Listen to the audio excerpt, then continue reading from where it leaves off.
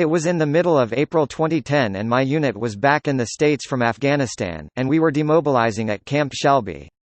Everything had been going well at Camp Shelby at this point. The days were relaxed and I was actually getting full night's sleep, and by full, I mean about 4 to 5 hours compared to the 0 to 2 hours that I was getting downrange. But, there was this one night I woke up in the middle of the night, it seemed to be around 2 or 3 in the morning.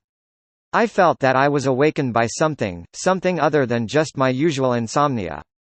I believe that I was awoken by a feeling that something was about to happen, but didn't know what.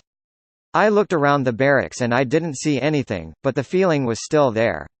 I stayed awake for a few more minutes, scanning the room before starting to drift back to sleep.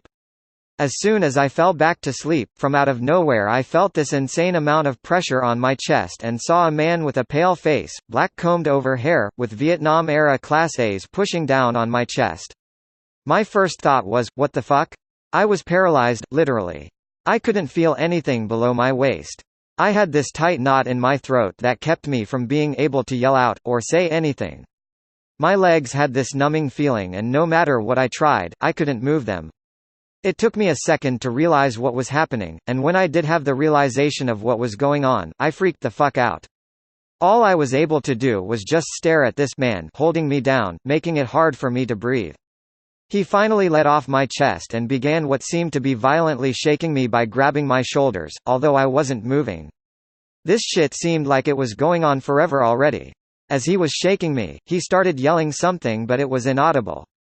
Mouth just moving, no words coming out. At this point the fear began to subside and was being replaced with pure anger.